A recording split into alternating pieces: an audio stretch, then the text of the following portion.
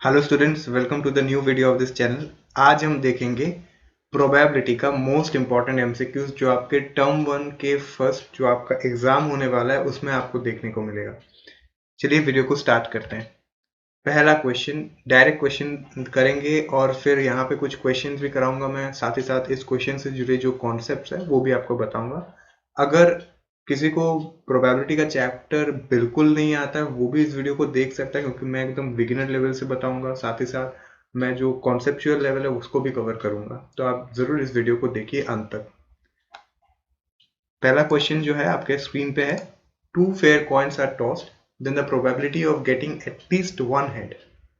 To fair coins are tossed मतलब दो coin को टॉस किया गया। फेयर कॉइन मतलब जो सफेद कॉइन है ऐसा नहीं, जो गोरा कॉइन है ऐसा नहीं बोल रहे हैं। फेयर कॉइन, फेयर और अनफेयर मतलब फेयर मतलब दोनों दोनों जगह में हेड टेल ऐसा है। हेड हेड है मतलब एक फेस में हेड है, दूसरे फेस में भी हेड है, तो वो फेयर कॉइन नहीं है, क्योंकि उसका आप जितने भी बार टॉस करोगे वो हेड आएगा। या फिर दोनों जगह में दोनों फेस में टेल है तो वो भी अनफेयर कॉइन है, क्यों? क्योंकि उसको आप टॉस करोगे तो टेल ही आएगा बार बार।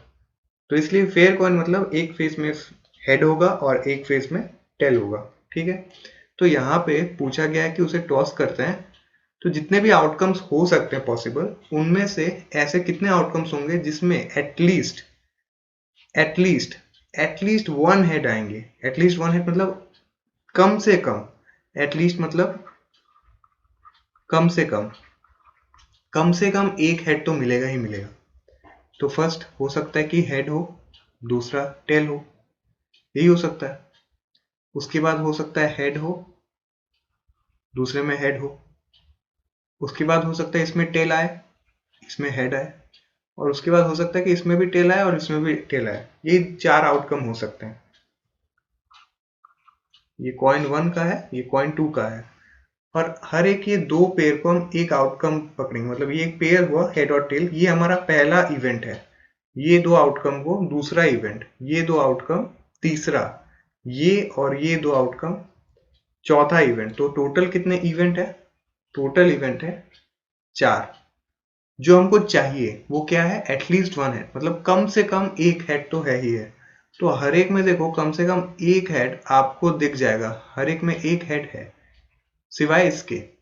तो इसको छोड़ के अगर बाकी जितने भी आउटकम है कितने बचे? ये एक, दो और तीन, तीन ऐसे इवेंट बचे हमारे पास।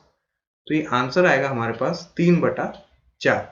यहाँ पे गलती से भी 3/8 को मत कीजिएगा, वो इसलिए क्योंकि ये जो कॉइन आप टॉस कर रहे हो वो एक साथ टॉस कर रहे हो, तो एक बार में एक इवेंट काउंट हो रहा है। मतलब दोनों को एक बार टॉस कर रहे हो तो आपका एक इवेंट हो रहा है। ऐसा नहीं कि कॉइन वन को एक बार टॉस कर रहे हो, वो पहला हेड आप देख लिए, हेड आया, दूसरे में कॉइन को टॉस कर रहे हो, कॉइन टू को, फिर टेल आया। ऐसा नहीं हो रहा है, एक बार में दो कॉइन टॉस किए जा रहे हैं तो एक इवेंट हो रहा है। तो 3/4 होगा यहाँ पे आंसर, 3/4।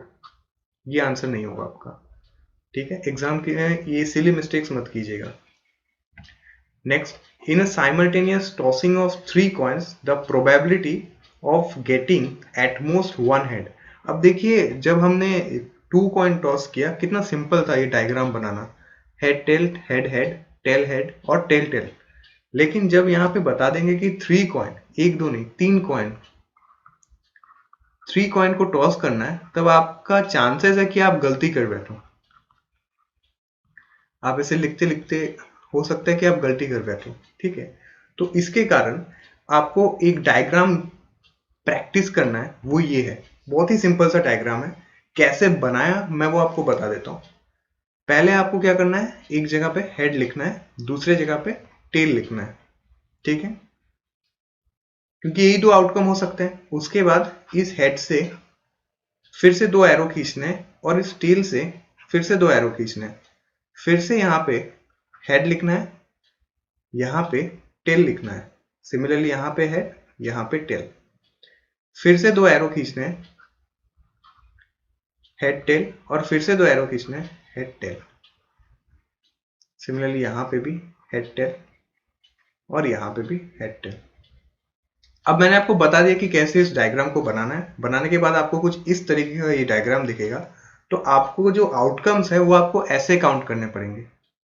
ये पहला आपका आउटकम हुआ हेड हेड हेड, ये आपका हेड, फिर हेड, फिर हेड। ये आपका पहला आउटकम। दूसरा आउटकम हुआ हेड, उसके बाद टेल, ये आपका दूसरा आउटकम। तीसरा आउटकम हुआ हेड। देखिए आप इसको सिंपल रख रहे हैं, फिक्स रख रहे हैं इसे। ये आपका जो रहेगा, ये आपका फिक्स रहेगा। ये आपका सेकंड वाला बीच वाला टर्म आएगा, ये और ये आपके थर्ड वाले टर्म्स आएंगे।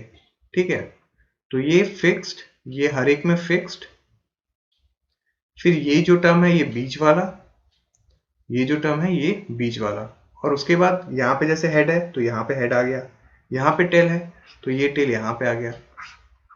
तो ऐसा हो रहा है। ठीक है, तो यहाँ पे क्या होगा, head tail head, head tail head, head tail head. यहाँ पे क्या होगा, head tail tail, head tail tail. ठीक है, सिमिलरली ये आपका हो गया हेड के लिए कंप्लीट, तो आपका पहला सेक्शन कंप्लीट। सिमिलरली यही होगा टेल के लिए। इसमें आप दो चीज कर सकते हो, इसे लिख के जहां पे हेड है उसे टी में कन्वर्ट कर दो। मतलब ये आपका बन जाएगा टी टी टी, ये आपका बन जाएगा टी टी एच, और ये आपका बन जाएगा जो टेल है उसको हेड में, हेड है जो उसको टेल में, टी एच टी, और ये आपका बन जाएगा टी एच एच। आप ऐसे भी इसे लिख सकते हो, या फिर आपको वही सेम मेथड फॉलो करना पड़ेगा। टेल हेड हेड, मतलब टेल हेड हेड, फिर tail head tail, tail head tail, उसके बाद tail tail head, tail tail head, उसके बाद tail tail tail, tail tail tail. आप दोनों में से कोई भी मेथड फॉलो कर सकते हो टेल के लिए, या फिर आप बेसिक ये वाला भी कर सकते हो जैसे मैंने पहला वाला दिखाया, या फिर डायरेक्टली आप हेड को फिर टेल में और टेल को फिर हेड में कन्वर्ट करके दोनों आउटकम लिख सकते हो। तो यहाँ पे देखो मैं स्क्रीन को मिटा रहा हूँ। अब मैं स्क्रीन को मिटा रहा हूँ। अब जो मैंने इसे मिटा दिया, तो आप यहाँ पे देख सकते हो, यहाँ पे हमें टोटल 4 और 4 8 आउटकम मिलेंगे। मतलब हेड के लिए यहाँ पे 4 और यहाँ पे टेल के लिए 4 आउटकम, टोटल हमारे पास मिलेंगे 8 आउटकम। अब हमें यहाँ पे पूछा है in simultaneous tossing of 3 coins the probability of getting at most 1 head. अब एटमोस्ट मतलब और एटलीस्ट मतलब, ये प्रोबेबिलिटी में टर्म जानना बहुत जरूरी है। एटमोस्ट मतलब ज्यादा से ज्यादा, मैक्स टू मैक्स। एटलीस्ट मतलब कम से कम, मिनिमम इतना तो होना ही चाहिए।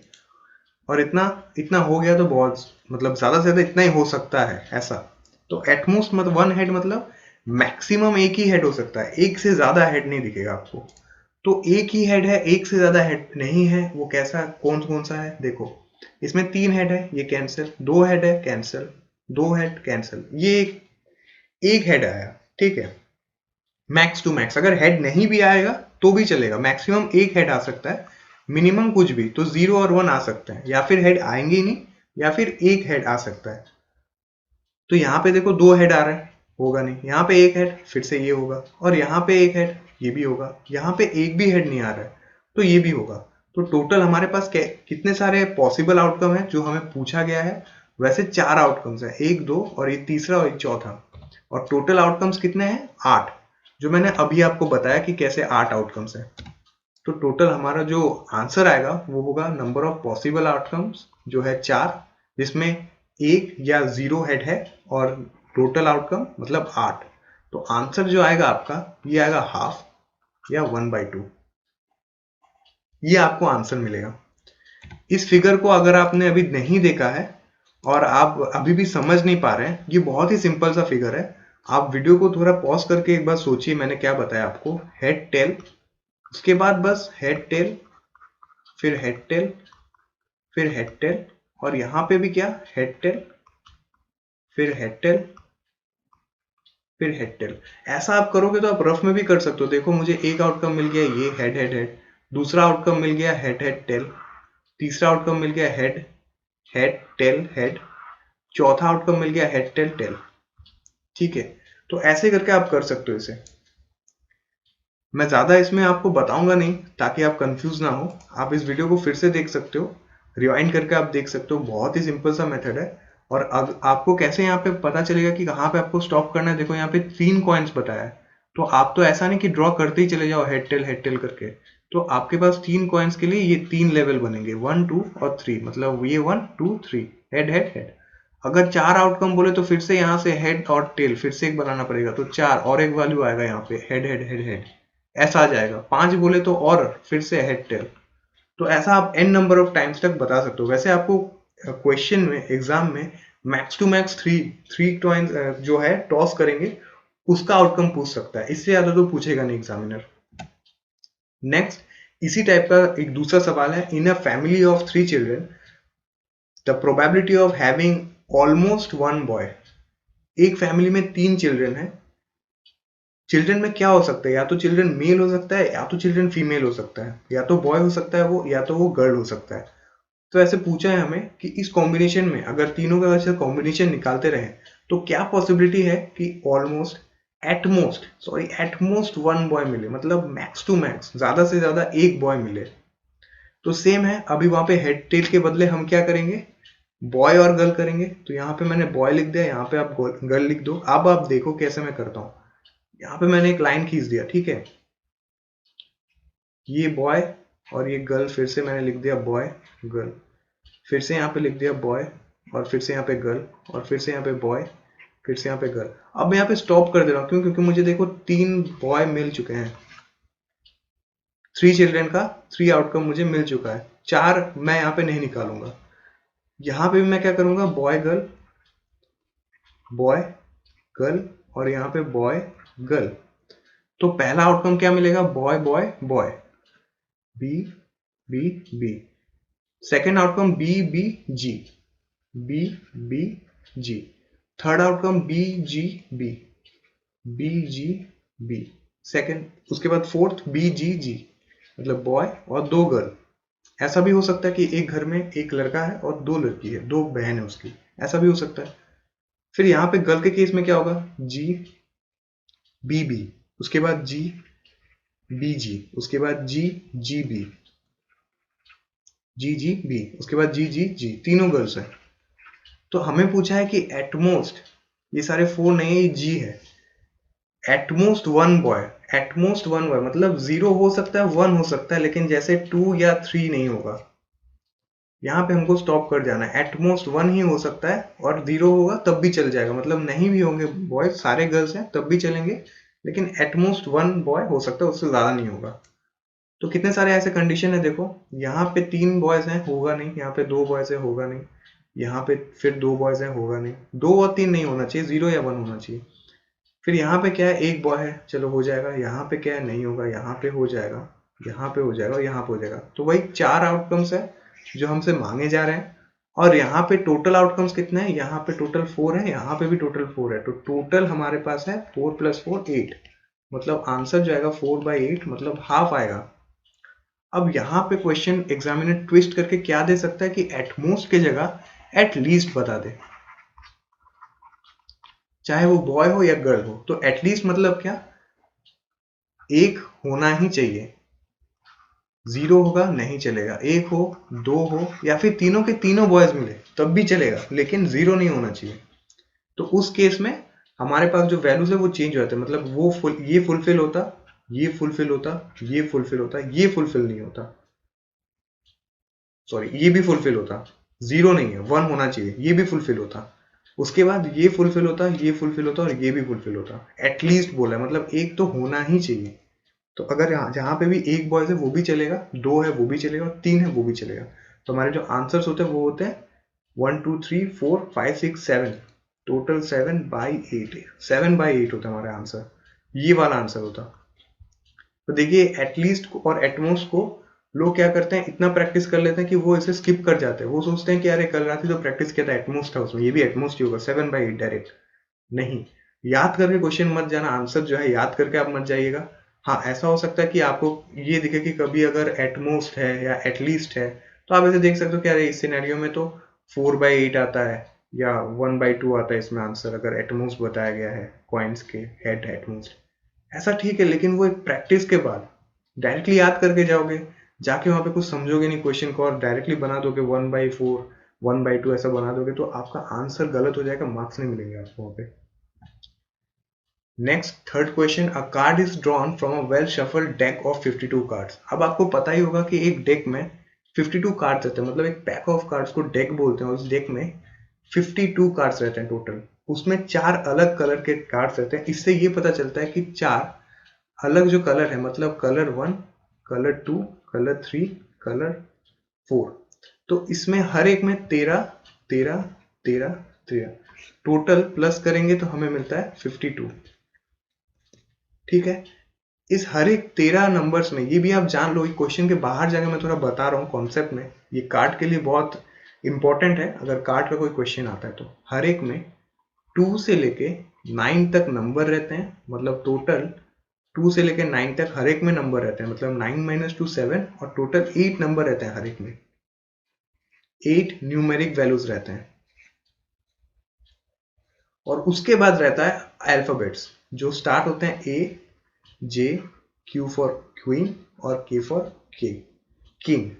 तो ये कितने रहते हैं? 4। तो ऐसे हर एक में सेम चीज रहेगा, ए जे क्यू के, इसमें भी रहेगा ए जे क्यू के, इसमें भी रहेगा ए जे क्यू के। तो टोटल ऐसे करके हमारे जो नंबर्स मिलेंगे वो टोटल हमें मिलेंगे 13 नंबर्स मिलेंगे। एक जोकर भी रहता है इसमें, मैंने अभी बताया आपको 2 7 8, यहाँ पे 8 13 नंबर रहते हैं टोटल, जोकर भी काउंट किया जाता है वहां पे, 52 टोटल, ए जे क्यू के, एल ए, उसके बाद जैक, उसके बाद क्वीन, उसके बाद किंग। और वहां पे रहते हैं, सॉरी यहाँ पे 10 तक रहते हैं, ये भी माफ कीजिएगा, ये 10 तक रहते हैं, तो यहाँ पे 9 हो गए, मैंने आपको गलत बताया, माफी चाहता हूँ। 2 से लेके 10 तक नंबर्स रहते हैं, ए, फिर 2 3 4 5 6 7 8 9 10 जे क्यू के। तो ऐसे हर एक कार्ड्स में रहते हैं, ऐसे टोटल 13 एक में, तो ऐसे 4 कलर के रहेंगे तो टोटल 52 कार्ड्स रहेंगे। ये उसका कॉम्बिनेशन रहता है, 9 नंबर्स और 4 अल्फाबेट्स। अब इसमें जो क्वेश्चन पूछा है कि the probability of getting the jack of heart is, देखो जैक ऑफ हार्ट ये है हार्ट, और ये है जे फॉर जैक। ठीक है, तो हर एक कलर में जैक होता है, लेकिन हार्ट का जैक कितना मिलेगा? एक ही मिलेगा। ऐसे कितने नंबर्स में? 52 से। तो आंसर जो होगा वो होगा आपका 1/52। यहाँ पे गलती से भी 1/13 मत कर दीजिएगा। हाँ, आपको अगर पूछे कि जैक ऑफ रेड, तो वहां पे 2/52 या 1/26 होगा, मतलब 2 रेड, एक तो ये रेड रहता है और एक डायमंड भी रेड में रहता है। तो ऐसे टाइप के सवाल भी पूछते हैं, जैक ऑफ रेड। अब रेड मतलब कोई सिर्फ हार्ट ले लेता है या कोई सिर्फ डायमंड ले लेता है, तब रेड कलर मतलब रेड कलर की बात कर रहे हैं, तो कलर रेड ऐसे 2 मिलते हैं और ब्लैक कलर भी 2 मिलते हैं, 13 13 13 13। ये 2 रेड कलर्स में रहते हैं, ये 2 ब्लैक कलर्स में रहते हैं, लेकिन इनका डिजाइन अलग रहता है। ये डिजाइन 1, ये डिजाइन 2, ये फिर डिजाइन 1, एक डिजाइन 2। एक तो ऐसा आपका स्पेड बोलते हैं इसको, एक आपका ऐसा रहता है, और इसमें डिजाइन रहता है रेड में ऐसा और ऐसा। और कॉम्बिनेशन क्या रहते हैं? जैसे मैंने बताया, A2 3 4 5 6 7 8 9 10 JQ K, और उसके बाद यहाँ पे ए मान लो, यहाँ पे तो AJQK या JQK, ए तो मैंने ऑलरेडी ले लिया, तो वही लूप। तो टोटल 13 कार्ड्स रहते हैं और ऐसे इस कैटेगरी में डिवाइडेड रहते हैं। नेक्स्ट क्वेश्चन करते हैं। Cards marked with number 5 to 75 are placed in a box. Cards लिए हैं कुछ, उसमें नंबर्स मैंने मार्क किया है, 5 मार्क किया, किसी में 6 मार्क किया, किसी में 7, और ऐसे करते करते 75 तक मैंने मार्क्स किया। अब उसमें प्लेस्ड है किसी बॉक्स में प्लेस करके मैंने मिक्सअप कर लिया। अब मैं किसी अपने दोस्त को बताता हूँ कि 1 card is drawn from the box, उसको बताता हूँ कि एक कार्ड ड्रॉ करो आप। वो एक कार्ड बेचारा उठाता है। अब उसने पूछा है कि वो प्रोबेबिलिटी बताओ कि वो एक कार्ड इवन नंबर हो, क्या चांसेस है कि वो इवन नंबर हो। अब देखो 5 6 7 ऐसे करके करेंगे और 75 तक लिखेंगे, उसके बाद हम इवन नंबर को ढूंढेंगे और फिर करेंगे, तो एक क्वेश्चन में बच जाएंगे 12 घंटे लग जाएंगे, और एग्जाम होता है आपके 1.5 घंटे। आपको ये क्वेश्चन जल्द करने के लिए आपको मैं एक कॉन्सेप्ट बताता हूँ। नेक्स्ट स्लाइड पे चलते हैं। Total numbers in the range will be, क्या होता है? राइट नंबर जो होता है मतलब 75, और यहाँ पे 5 दिया गया था, तो टोटल नंबर्स इन दोनों के बीच में क्या होगा? मतलब 6 7 ऐसे करके नंबर्स जो होंगे वो क्या होंगे? 5 से लेके 75 तक कितने नंबर्स होंगे? राइट वाले नंबर 75 माइनस लेफ्ट वाला नंबर 5 प्लस 1। तो ये आपका वैल्यू को मैं बता रहा हूँ n, इसको मैं n डिनोट कर रहा हूँ। तो यहाँ पे नंबर्स क्या होंगे, 71 टोटल नंबर्स होंगे, मतलब n का जो वैल्यू है वो है 71। अब इफ ये n ऑड है या इवन है ये हमें देखना पड़ेगा। इस केस में क्या है, ऑड है। अगर इस केस में इवन होता तो the count of both odd and even will be n/2। अगर मान लो कि ये 71 ना होके n का वैल्यू 70 होता, मान लो यहाँ पे 74 है, 75 नहीं, तो 70 होता। तो 70 अगर होता तो इसमें ये इवन है, और अगर इवन होता तो इसमें ऑड और इवन जो नंबर है वो हम डायरेक्टली इसको डिवाइड करके निकाल पाते, मतलब 35 ऑड नंबर्स और 35 इवन नंबर्स। लेकिन अब जो ये 70 ना होके 71 है, तो अभी यहाँ पे दो कंडीशन बन जाएंगे। इफ लेफ्ट वाला नंबर और राइट वाला नंबर ऑड है, दोनों अगर ऑड है, तो the count will be n/2 plus 1, मतलब 71/2 plus 1 and even number will be n minus count of odd, मतलब even जो होगा वो ये होगा 71 minus 71/2 plus 1। लेकिन मैं आपको बोलूंगा कि ये आप फॉलो मत करो, आप डायरेक्टली मेरा बताया हुआ जो अभी मैं बताने जा रहा हूँ वो आप फॉलो करो। आपका यहाँ पे आंसर आया n इज इक्वल टू 71, ठीक है। अब यहाँ पे ऑड ये वाला कंडीशन तो फुलफिल्ड है, इसे आप इसी को फॉलो करो। इस केस में आप क्या करो, आप देख रहे हो कि ये ऑड है और फर्स्ट वाला नंबर मतलब लेफ्ट वाला नंबर और राइट वाला नंबर दोनों ऑड है, तो आप क्या करो 71 को एक इवन नंबर कैलकुलेट कर लो, मतलब 71 माइनस 1 करो। 71 प्लस 1 मत करना गलती से भी, 71 माइनस 1 करना, ये मत करना, 71 माइनस 1। तो क्या आएगा आपका आंसर 70 आएगा। अब 70 में से कितने 35 और 35 दोनों ऑड इवन होंगे, मतलब 35 ऑड और 35 इवन। लेकिन अब जो बोथ ऑड है तो जो ऑड नंबर है वो एक बढ़ जाएगा, जो इवन नंबर है वो एक कम रहेगा, मतलब ऑड रहेगा इन दिस केस 36 और इवन रहेगा इन दिस केस 35। इसका अगर उल्टा होता, मतलब मान लो यहाँ पे n इज इवन ये होता नहीं, लेकिन n इज ऑड होता, तो वहां पे हम उल्टा केस करते, मतलब दोनों अगर इवन होता, ये भी इवन ये भी इवन, ये 6 है और वहां पे है आपका समझ लो 76, तो इसमें भी in this case also 76 minus 6 plus 1 हम करेंगे तो 71 भी आएगा। तो इसमें अगर आपको इवन और ऑड का वैल्यू पूछे तो आपको मैंने क्या बताया, पहले इसको 71 माइनस 1 पकड़ लो, 70 आएगा। अब इस नंबर का हाफ कर लो, मतलब 35 आएगा। तो ऑड बिटवीन देम और इवन बिटवीन देम आप ऐसे निकालो, डायरेक्ट निकल जाएगा 35 35। अब दोनों इवन है तो इवन एक ज्यादा होगा, मतलब इवन होगा 36, ऑड होगा 35। और अगर यहाँ पे है 75, इसमें भी 71 ही आ रहा है, तो इन दिस केस क्या आंसर होगा 35 35, ये ऑड ये इवन, लेकिन इन दिस केस ऑड जो है एक वैल्यू बढ़ जाएगा, क्यों, क्योंकि दोनों ऑड है, ठीक है। अब आप बोलोगे कि अगर दोनों ऑड है, आपने बताया दोनों इवन है, आपने बताया क्या होगा कि अगर एक ऑड है या एक इवन है। भाई अगर एक ऑड है और एक इवन है और उसका आप अगर माइनस करोगे तो वो जो वैल्यू आएगा आपको इवन नंबर में ही आएगा, और इवन नंबर में अगर आता है तो आपको ये फॉलो होगा। अगर एक ऑड है और एक इवन है, वो कुछ भी हो सकता है, वो ये हो सकता है ये भी हो सकता है। मान लो अगर ऐसा है, ठीक है, ये भी एक ऑड है एक इवन है, इस केस में ये मैंने और इवन लिया था, ये ऑड लिया था, इस केस में ये इवन ये ऑड ले रहा हूँ, तो यहाँ पे होता 74 माइनस 5 प्लस 1, मतलब यहाँ पे भी आंसर 70 ही होता, ठीक है।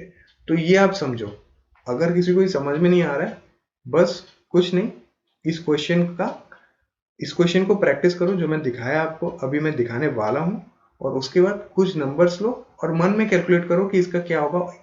5-6 करो, आपको आ जाएगा ये मेथड। मैं क्या इस मेथड के पीछे छुपे कॉन्सेप्ट को बता रहा हूँ, उसको टारगेट करो, इस मेथड को नहीं। अब इस क्वेश्चन पे आते हैं, यहाँ पे क्या होगा, 75 माइनस 75 प्लस 1, ये तो टोटल नंबर है। 75 माइनस ये राइट वाला, ये लेफ्ट वाला और प्लस 1, तो टोटल हमें नंबर मिले 71। अब ये नंबर मिला है ऑड और दोनों नंबर है ऑड, मतलब ये भी ऑड और ये भी ऑड। तो हम क्या करेंगे, इस नंबर को इसके प्रीवियस वाला जो इवन नंबर है उसे कैलकुलेट करके निकाल लेंगे। 70/2 करेंगे 35 आएगा। सो ऑड 35, इवन 35, लेकिन यहाँ पे दोनों ऑड है तो +1, अगर दोनों इवन होते हैं तो ये +1 होता। बस इतना ही सिंपल सा मैं आपको बता रहा हूँ। तो यहाँ पे 36 ऑड है, 35 इवन है। हमें क्या पूछा है, probability the number on the card is even.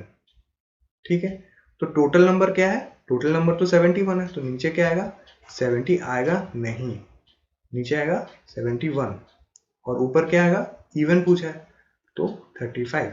Answer आएगा ये आपका first option, probability of getting a even number within the 71 outcomes. तो 71 of 35, 35 of 71, sorry, 35/71 आंसर आएगा। नेक्स्ट, इस क्वेश्चन को देखो, अ डाई, बार बार मैं ये गलती करता हूँ, ये DICE है, DIE नहीं है। A die is thrown once, then the probability of getting a number which is not a factor of 30, 30 का फैक्टर नहीं है। सो 30 का फैक्टर क्या क्या हो सकता है। अब मैं ये जो ट्री में जितने भी नंबर्स बनाऊंगा वो सारे 30 के फैक्टर्स होंगे। 3, 10, उसके बाद 2, 5 और उसके बाद 5, 1, यही सारे फैक्टर्स होंगे। इसके अलावा कोई तो फैक्टर्स नहीं होगा। और एक डाइस में क्या क्या रहता है, 1 रहता है, 2 रहता है, 3 रहता है, 4 रहता है, 5 रहता है, 6 रहता है। ठीक है, तो 30 का जो फैक्टर्स हैं वो क्या क्या हो सकता है, आप इससे भी देख सकते हो, लेकिन ये थोड़ा कॉम्प्लेक्स हो जाएगा। मैं आपको फर्दर बताऊंगा कि आप थोड़ा ध्यान देके एक बार लिख लेना। 30 के जो नंबर है 6, 1 से लेके 6 के अंदर क्या हो सकता है, देखो 1 इंटू 30, सो 1 एक हो सकता है, 2 इंटू 15, सो 2 हो सकता है, 3 इंटू, क्यों 2 क्यों हो सकता है, 15 क्यों नहीं मैं ले रहा हूँ, क्योंकि 15 तो है ही ना, 1 2 3 4 5 इन 6 में से ही लेना है। 3 इंटू 10, 3 हो सकता है। 4 से तो होगा नहीं, 4 इंटू 7.5 हो जाएगा तो नहीं होगा। 5 इंटू 6, अब 5 और 6 में दोनों है, तो कितने टोटल नंबर है, 1 2 3 4 5, 5 आउट ऑफ 6 नंबर्स। तो नन ऑफ दिस आपका यहाँ पे कैलकुलेट होगा। लेकिन यहाँ पे कहानी में ट्विस्ट मुझे दिख गया, which is not a factor. तो नॉट अ फैक्टर क्या है, 4 है बस, मतलब 4 वाला नंबर ये, मतलब एक ही ऐसा नंबर मिलेगा। 5 तो फैक्टर्स हैं और एक आपका फैक्टर नहीं है, तो आंसर आएगा 1/6। क्वेश्चन को ध्यान से पढ़िएगा, not a factor, a factor के बीच में प्रोबेबिलिटी में बहुत आपका मार्जिन क्रॉस कर जाएगा और आपका आंसर गलत हो सकता है। एक है आपका एट मोस्ट और एट लीस्ट, एक है आपका नॉट और जो यही पूछा है वो वाला। ये 4 चीज जो है इसमें बहुत कंफ्यूज कर देता है एग्जामिनर। तो रीडिंग बिटवीन द लाइन्स एकदम देखना है आपको बारीकी से कि क्या पूछा है, नॉट है या सिर्फ ए फैक्टर है। जो अभी मैं गलती करने वाला था, देखो मैं नन ऑफ दिस करके मैं अगले साइड में चले जाता। यहाँ पे आपको नॉट देखना है और फिर आपको ये वाला क्लिक करना है। ठीक है, इनमें से बस 4 ही ऐसा नंबर है जो 30 का फैक्टर नहीं है। तो ऐसा एक ही आउटकम है, 1/1 2 3 4 5 6, 1/6। नेक्स्ट क्वेश्चन सिंपल ऐसा इस टाइप का दिखेगा आपको। A child has a die whose 6 face show the letters as given below। अब इसमें ABC है, इसमें और नंबर्स नहीं है, इसमें आपको बताया ABC। तो आप इस फिगर को फॉलो मत करो, आप ऐसे देख के रखा है ABCDEFZO। तो dice thrown the probability of getting Z बस देखो एक ही बार मिल रहा है और कहीं पे मिल रहा है Z, तो कभी भी अगर हम फेंके तो एक ही बार मैक्सिमम में मिल सकता है। तो 1 बाई टोटल कितने बार है, 1 2 3 4 5 6 7, 1 2 3 4 5 6 7, 7 फेसेस है इसके एक्चुअली, या फिर ये आउटकम इसको मत मानो। 6 फेसेस अगर बताया है तो ये आउटकम नहीं होगा। 3 3 6, सो आंसर होगा 1/6।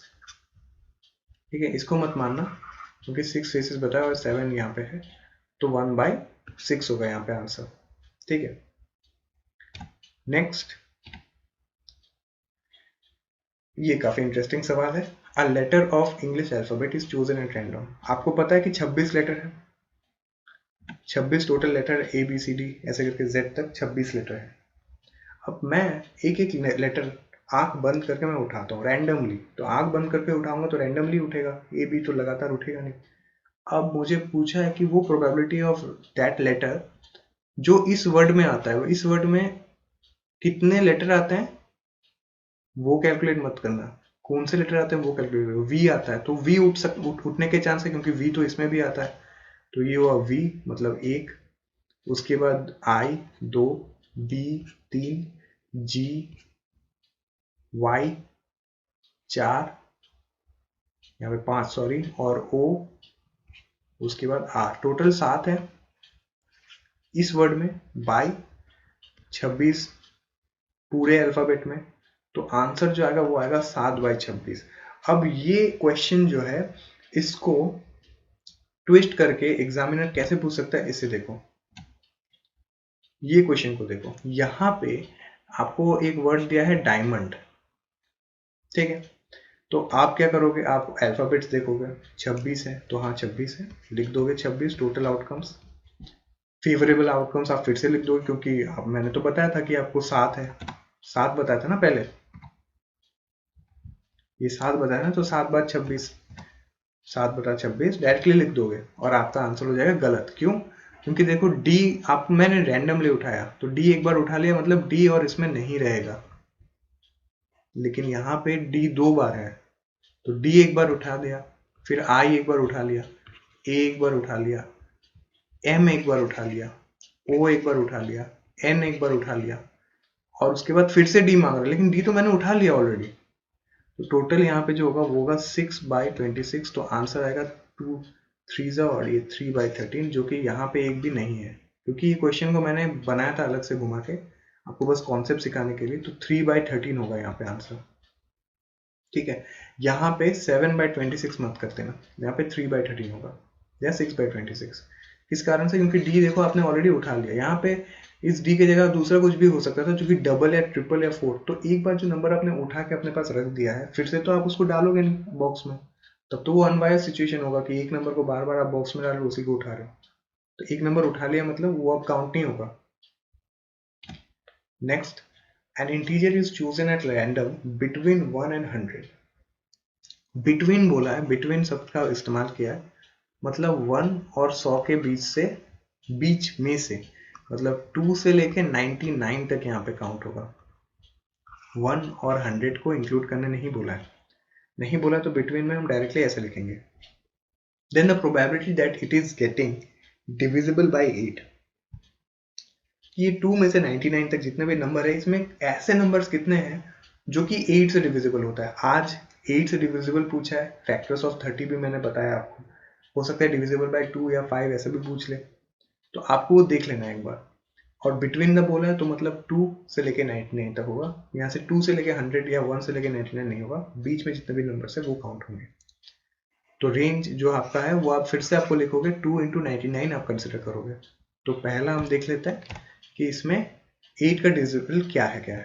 8 है, 16 है, 24, 32, 40, 48, 56, 64, 72, 80, 88, उसके बाद 96। तो इसमें जो नंबर्स है वो कितने होंगे, पहले इसका रेंज निकालो, इसका रेंज निकालो क्या होगा, 99 -2 मतलब राइट माइनस लेफ्ट +1, सो +1, सो आंसर होगा 98।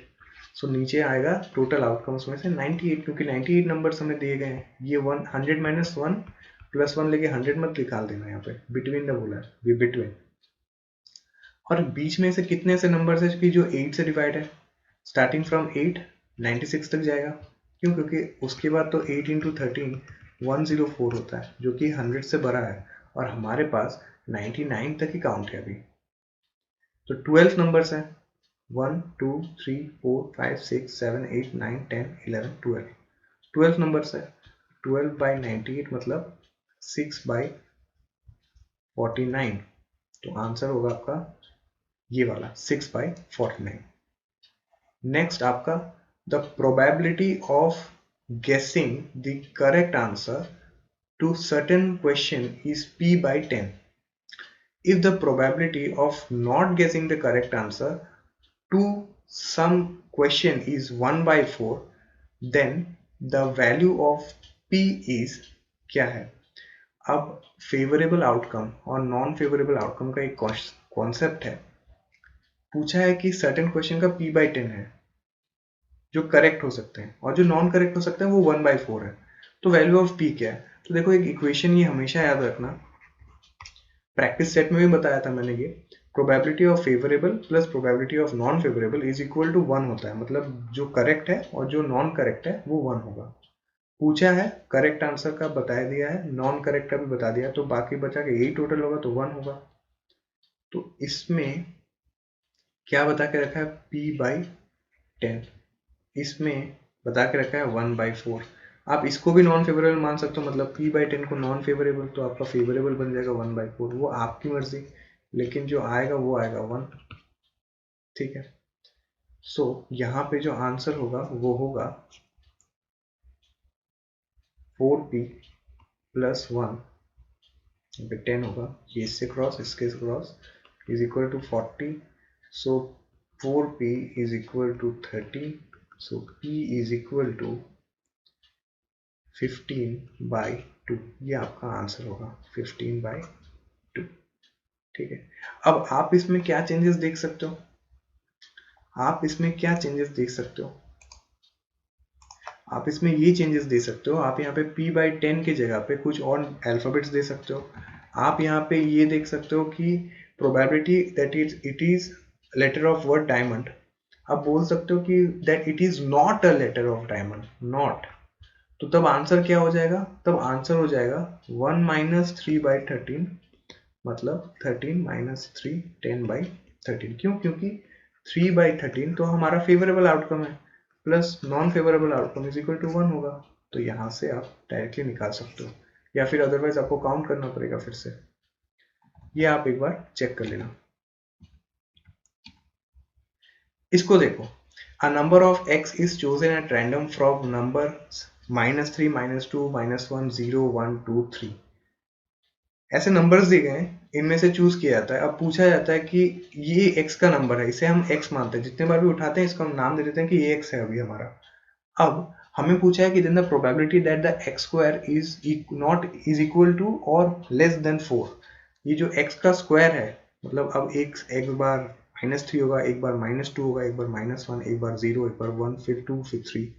तो कितने बार ऐसा आउटकम निकलेगा कि x का जो स्क्वायर है वो 4 से कम या इक्वल होगा, उसके बराबर होगा।